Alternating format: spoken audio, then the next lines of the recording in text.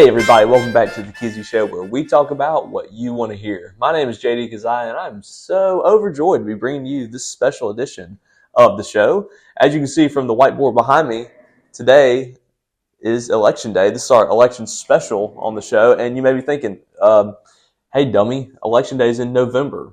Well, not if you're at the University of Alabama, and not if you're voting for the Student Government Association. Those elections are live today only. They opened at 7 a.m. and they're going to be going until 7 p.m.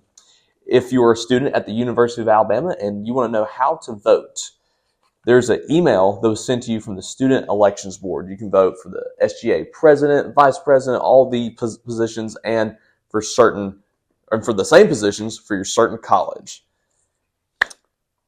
For this episode, we interviewed two of the candidates running for SGA president.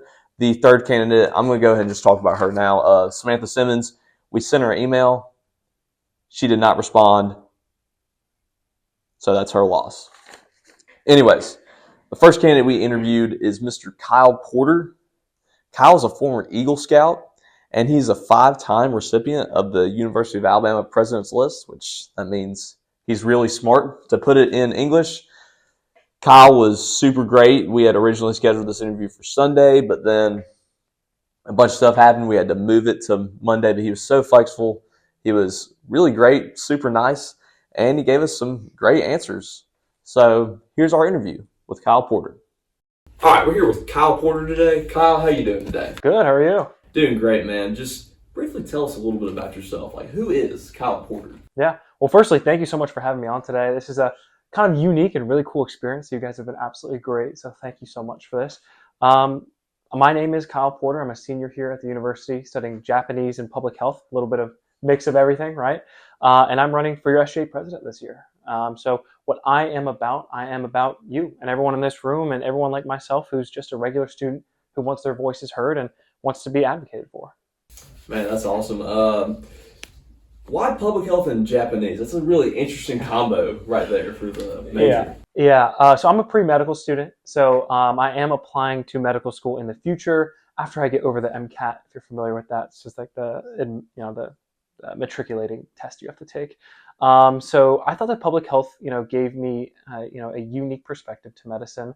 I think that, medicine is so diagnosis based. I know this is not SGA related, but public health kind of brings in a new perspective in a sense where you get to understand intersecting factors and different things like the environment and how it affects someone's health. So that actually kind of ties into Japanese in a sense where it's like, we are all not the same, right? We are different.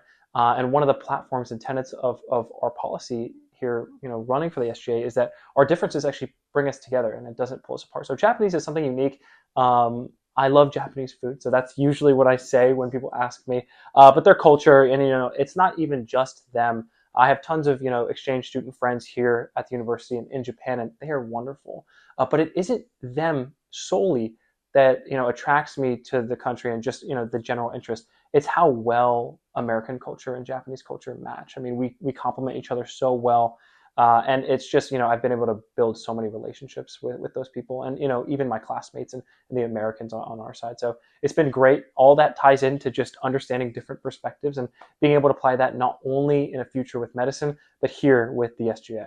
That's awesome. Do you mind giving us a real, just quick sample of your Japanese skills? Sure. 私は少し日本語を話すことができないけど、ちょっと私は勉強しなければならないと思いますね。That's awesome. What did you just say? I said I can't speak a lot of Japanese, but I should probably start studying more. Wow. Yeah. That's phenomenal right there. Okay, so Kyle, you went out at 4 a.m. on Wednesday and put over 150 signs on the quad and then came back later that morning to find them all gone. They were taken up by the UA ground staff. Yep. What was that feeling like? That just had to be pretty awful, right? Yeah. Well, we all love sleep, so that was a sure sacrifice there. We did, have a grounds permit to put up, obviously, the signs. There is a 20 sign maximum, which we were not, explicitly informed of. But it was actually a smoother process than I think the Crimson White made it out to be. I think that, it wasn't as dramatic as they thought. We worked with grounds. Now, it is true, we put up all of those signs. We were there for about 2 hours on the quad, putting up just a variety of campaign signs, different ones from resisting the machine to just our Instagram QR code and et cetera. And then, of course, later on, grounds took them all down. I mean, even the ones that we put up earlier in the week, they were all gone. And obviously that's a problem. We're trying to campaign and, establish our platform. But eventually we worked with grounds. We got the signs back up. And for the past, past week, we've had the big resist the machine right in front of Gorgas Library. So, we of course, want to work with the SGA. We want to work with grounds and facilities. We don't want to break any rules, right? The 150 was to send a message. But again, we weren't intentionally breaking any rules, right? We're not the bad guys here, hopefully, right? Nice, that's awesome. I'm really glad you brought kind of your slogan, I guess, resist the machine. For those of our viewers watching who don't know, can you just explain what the machine is and why should we resist it here as University of Alabama students? That's a great question. So depending on who you ask, they won't, they'll give you different answers. I am not involved in Greek life. And, one thing that our platform is for is we are supportive of Greek life. It is fraternities and sororities who define our culture in a sense and bring so much tradition towards the University of Alabama. So just to preface, of course, the Greek life, their traditions and their cultures is not synonymous with the machine. And we are supportive of them. What we are against is the systematic control and suppression of an individual's autonomous choice to vote. We believe that every student should vote on their own accord, based on their own beliefs, their own values, and their own passion. And what the machine is, formally, is a group of fraternities and sororities who dictate certain votes. For example, if you're in any organization, not just Greek life, and they will say you have to vote for this individual and or you just have to vote in general, that is encroaching on your autonomous choice to vote, right? So that is what the machine is technically. You can look it up too. It's on Wikipedia. They have a very scary logo, but basically it is just a organized group that technically is not acknowledged that does force people to vote, and they kind of have a hand in the government, and kind of control certain things. And the reason we say resist the machine is, not only to resist this physical group of individuals, but to encourage people to vote for who they want. Often, people are, I guess, controlled or influenced by their peers, by their parents, by their friends. And we want to invite, yes, you should be guided in the right direction by peers. That's good. But also, speak for yourself, right? If you believe that a platform is better than the other, then vote for them, right? We want you to really vote not only for us, but for whoever you think is the appropriate candidate. And that's really our message is, your voice should not be suppressed by your peers or by your organization or by your Greek affiliation. It should be, determined by your own will. That's awesome, man. This is our last question right here. Just kind of tie it all together right here. Why should the students of the University of Alabama elect you as Student Government Association President? Yeah, that's a great question, JD, and I'll answer it, and you answered it yourself. You said students. Now that's crazy. It's in the job description, right? Students. But what we advocate for, and we have many slogans. We have gotten very, ambitious with our slogans. And one of our biggest ones is bring the students back. Like we just talked about, there have been talks of, the suppression of someone's will, right? Someone wants to vote for someone, but they can't because of pure influence. And that's not something we want to do. We want students not only to have their free will to vote for who they want, but to have their voices heard. And that goes on the other side. The machine is just one thing that we kind of point out, but the SGA is the root of the problem, JD. The SGA has not executed on what the students want. I mean, I was tabling on Monday, the 16th, and I asked students, what do you think about the SGA? How has the SGA influenced your life? Some of them didn't even know what the SGA was. That's crazy. And I said that we had a debate last night, and I asked that same question, and they had no idea what the SGA was, but then everyone else had a negative attitude towards the SGA. And that's weird, because, last night during our debate, all of the SGA candidates were talking about, continuing the excellence and, bringing, greatness to the students. And I'm sitting there, I'm like, you guys haven't done anything, right? Like, there is no excellence, because if there was, your priority population, aka the students, would be happy, or at least they would acknowledge your existence. So our main goal is to bring the students back. And, there's two sides to that blade. The first one is, students should vote on their own. Students should vote for who they want and who they believe in. When they lay their heads down to sleep, it's just them, right? So they should bring that same attitude towards voting, in a sense where they should not let their peers influence. They should vote for who they believe in. And the other side is the SGA should advocate for the student. That's their job. It's in their name. So that's what we're trying to bring. As president, I will ensure that the SGA stops looking inward and starts to look outward towards the students, incorporating student leaders in their decision making, asking students their advice and their insights. Their policies should be based on what students say, not what the SGA officers say, because an officer isn't elected to enact their own ideas. They're brought into the SGA to listen. That's their job. So as president, we'll ensure that we actually start listening and that we get work done. One thing that I've seen, I'm a student leader here on campus, and the SGA has the SGA is full of great leaders and they do amazing stuff, but it just isn't relevant. And we're going to bring relevancy back, and how we do that is just listen. There's a million policies out there, and only a few truly benefit the students. And we feel that the SGA does great work, but they're not as efficient as they could be. So that is the biggest thing. As president, we're really going to sharpen the blade in a sense where we're going to cut out all the noise and really just start impacting students' lives. So that's our mission. Well, Kyle, thank you so much for taking time out of your day to sit down with us. Thank you so much. Back to the episode. Our next candidate is Mr. Aaron Rack. He was president of the Republican Club and vice president of the Democratic Club at the same time in high school, which is pretty crazy. Kind of shows he's unbiased. Aaron was incredibly funny. We had a great time with him. Wesley and I just got done interviewing him a couple minutes ago, and I think you guys are really going to love him. He really sounds like another U.S. politician who's currently in the White House. So without further ado, here's our interview with Aaron Rack. All right, we're here today with Aaron Rack. Aaron, how you doing today, man? Doing pretty good. A little cold, but other than that, pretty good. How about you? I'm doing great. Thank you for asking. First question, just briefly tell us a little bit about yourself. Who is Aaron Rack?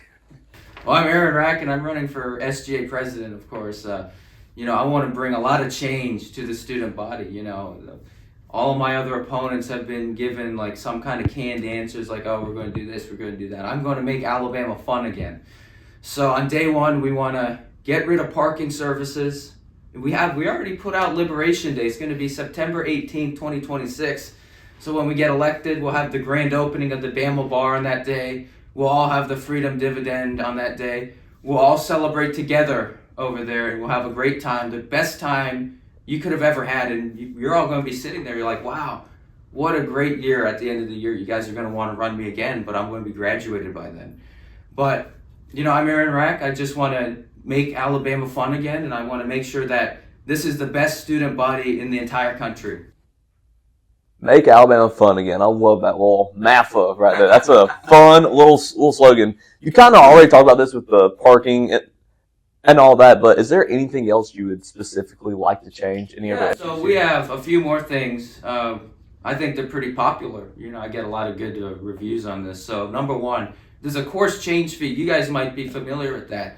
Last semester or something, they implemented a $30 course change fee, and I think that's so stupid. Especially since they keep increasing the tuition rates and all that. Now we're going to add a $30 fee on top of that. I think that's unacceptable. We need to get rid of that too. So on Liberation Day, actually no, this will be in August, but on Liberation Day we can celebrate that as well, that we don't have to pay that $30 fee.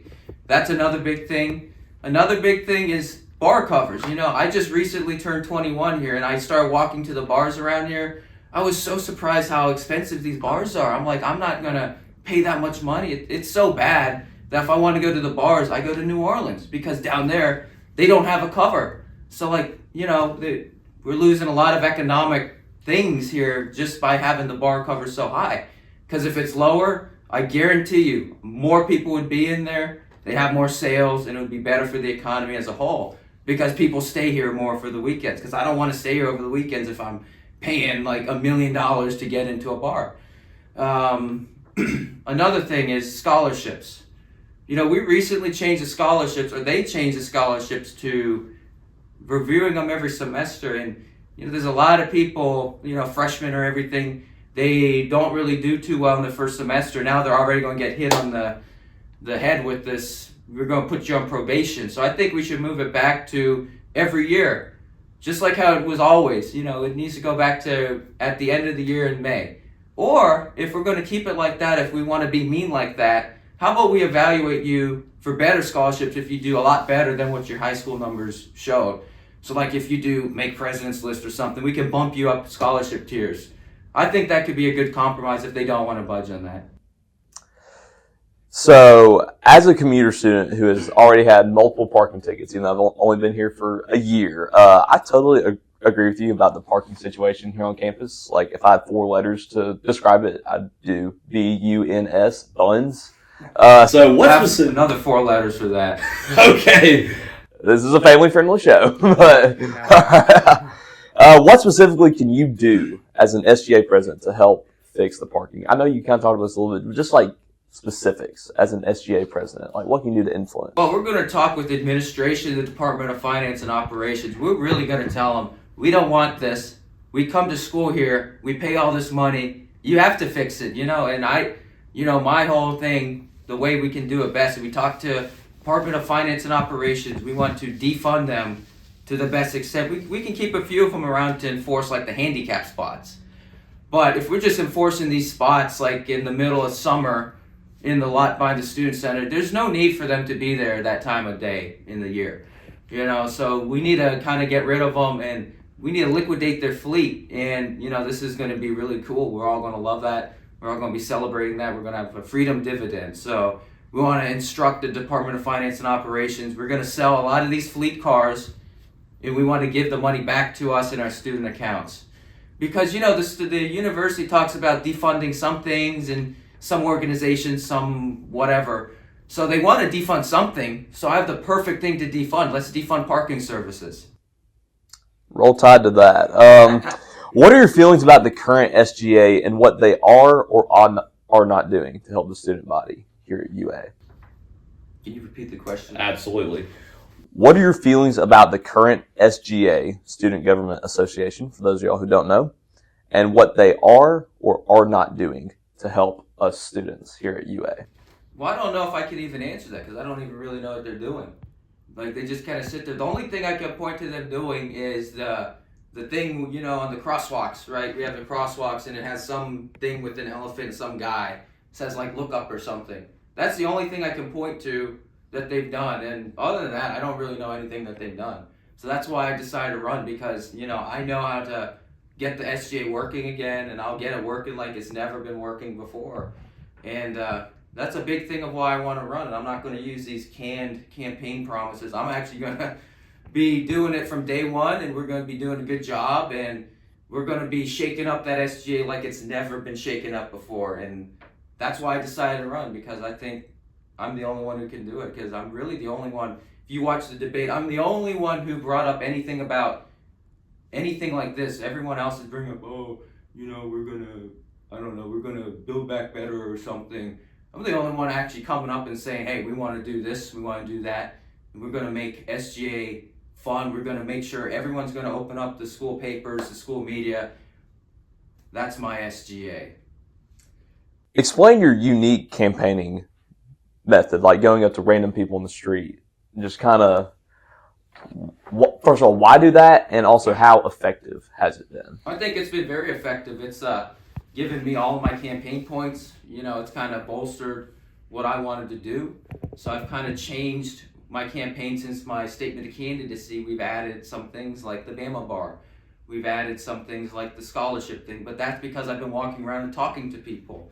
And I think that's the most genuine way of doing things. I can sit on social media and be posting these videos or something. I mean, I post the videos now, but they're just kind of showing what I do with Liberation Day.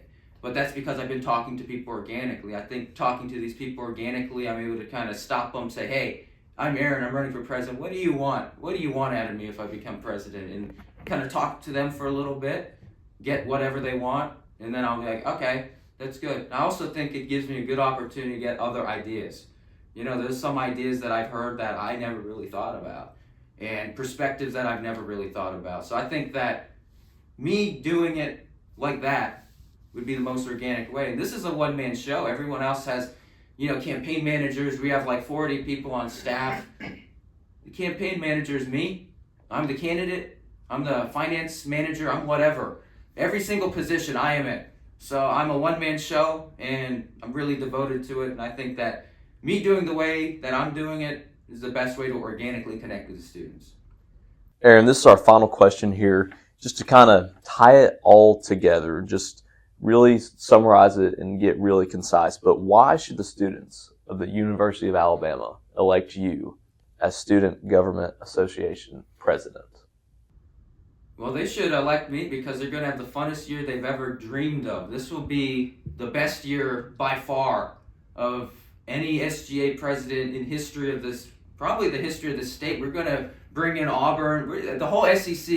This will be the best SGA president in the entire SEC in all of history, because we're going to do things that actually matter. We're going to do things that actually change your life for the better, and we're actually going to do things that, you know, are really going to make Alabama fun again, and make it fun to the likes of which we've never seen before. And I think that if we do that, we'll be the best option out there. So, you know, you vote for us. We're going to get working for you on day one for these actual issues that matter to all of us, because we all want to not pay parking stuff. We all want to be parking at our lecture halls. Like, it's super cold today.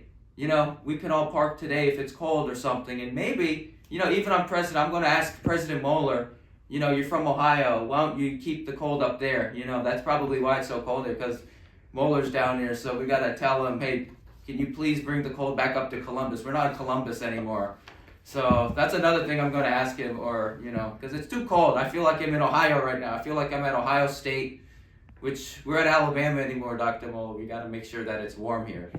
So, you know, in summary, we're going to make it the best experience you've ever had. You're going to be proud of your SGA. You're going to know your SGA.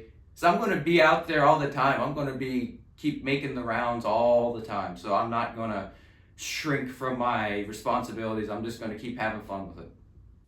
Well, Aaron, thank you so much for taking about 10 minutes of your busy morning to sit down with us. Thank you. Back to the episode. Thank you guys for watching all the way to this end of this episode of the Kizzy Show. Be sure to check out our other stuff here and like and subscribe, click that bell, do all that cringy YouTube stuff I hate to tell you to do. Check us out on TikTok and Instagram and let us know, what should we talk about next? What are some other things going around in Tuscaloosa and the University of Alabama, or just anywhere in general? We talk about what you want to hear. So what do you guys want to hear about? Let us know. God bless, and you have a great day.